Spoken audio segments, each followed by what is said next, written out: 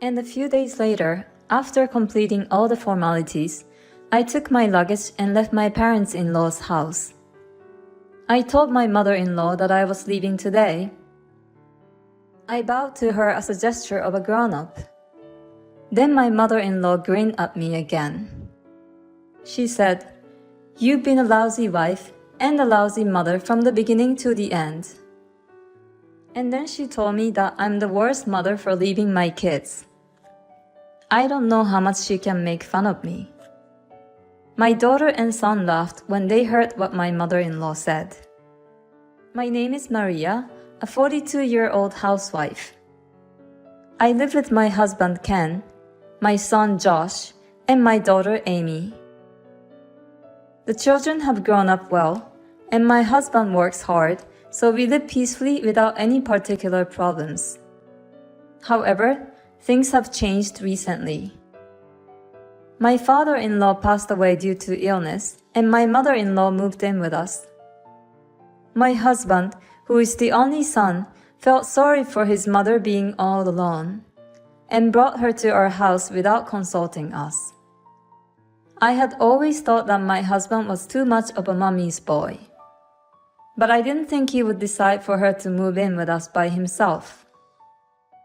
He told us that he had already sold his parents-in-law's house. "Are you asking me to abandon my mother who has nowhere to go?" my husband said to me with such an attitude, and I had to give in. After that, honestly, it was hell. My mother-in-law had not liked me for a long time, so she would pick on me at every opportunity. "Maria, what is this seasoning?" "Oh, I'm sorry. I'll be careful." "And I don't like greasy food." "Well, but we have children who are growing up fast, and my husband likes fried food too." "Then please make a separate meal for me. I hope you don't mean to make me eat unhealthy food so I die early." "No, it's not like that, but it would cost more money and it's a bit of a hassle."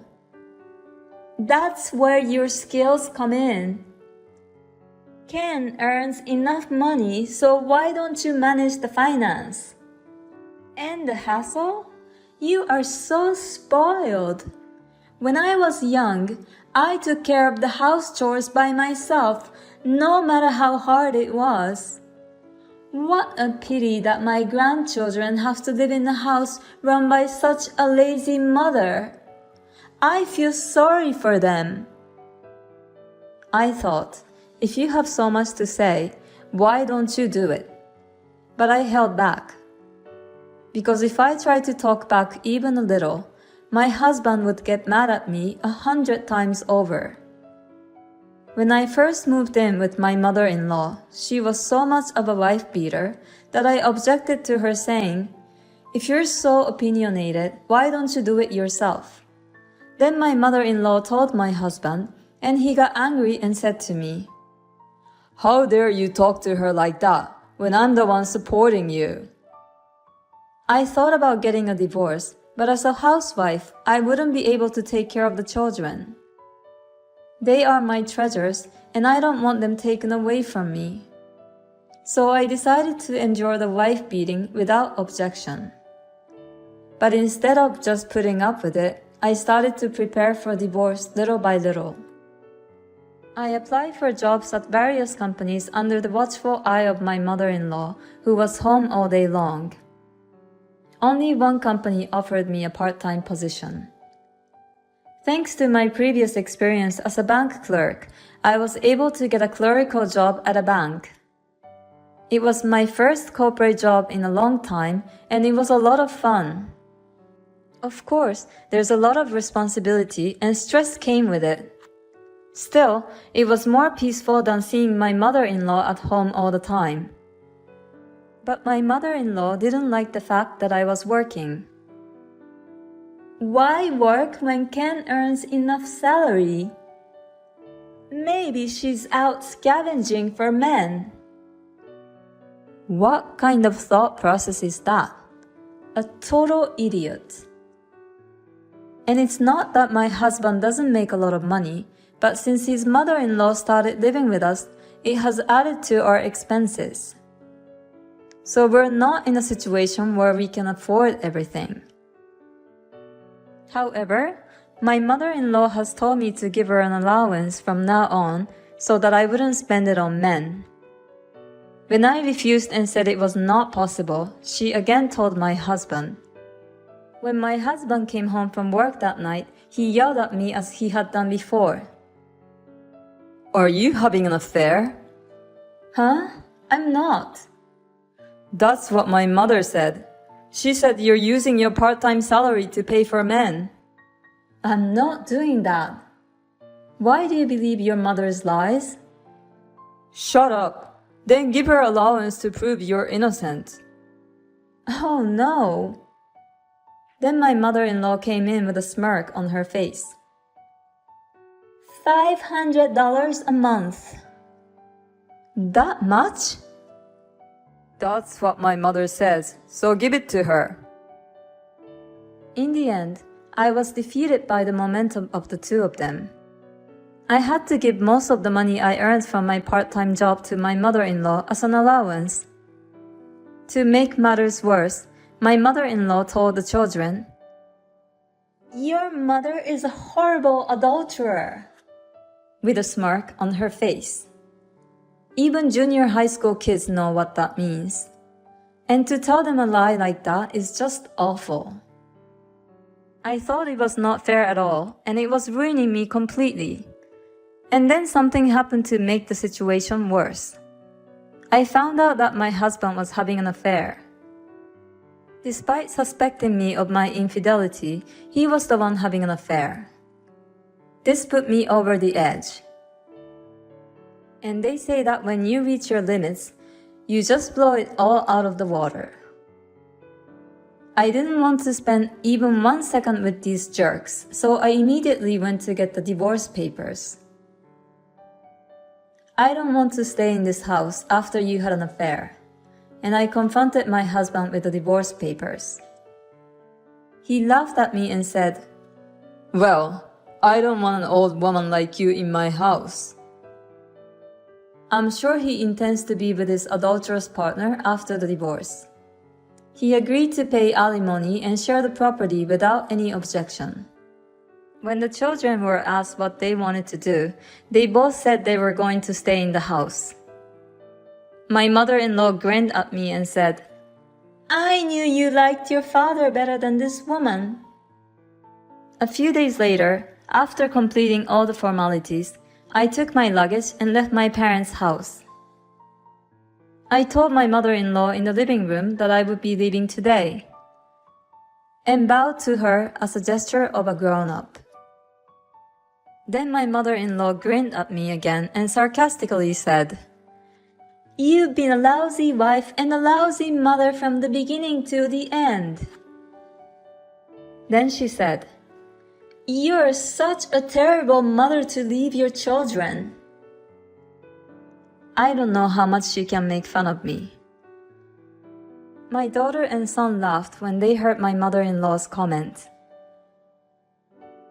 "Look, even the children are laughing at you. What a pathetic mother." Well, it was actually the children themselves who said they would stay here, so I'm not leaving them. "Oh, I see. So you're a sad woman who was abandoned by her children." Well, you can say what you want, but don't forget that you're responsible for everything at home from now on. Ha! Don't worry about that. Unlike you, I'm good at everything. I see. Well then, I really must be going now. With that, I left my parents-in-law's house. After that, I went back to my parents' house and threw myself into my work. Then I asked my work to switch me to full-time work, and I took the test to become a full-time employee. Thankfully, I was able to get a full-time job. Now I can take the kids with me. And my mother-in-law must be exhausted by now. Sure enough, About 3 months after I left the house, my mother-in-law contacted me. Hey, Maria, help me out. What's wrong? I have to take my grandson Josh to and from his soccer team games, and I even have to help out at a training camp during the summer vacation. On top of that, I'm asked to make his lunchbox early in the morning for the morning practice. And I have to wash his dirty uniforms every day. My granddaughter Amy also goes to cram school every day, so I have to drive her back and forth. On top of that, I have to do the housework all by myself.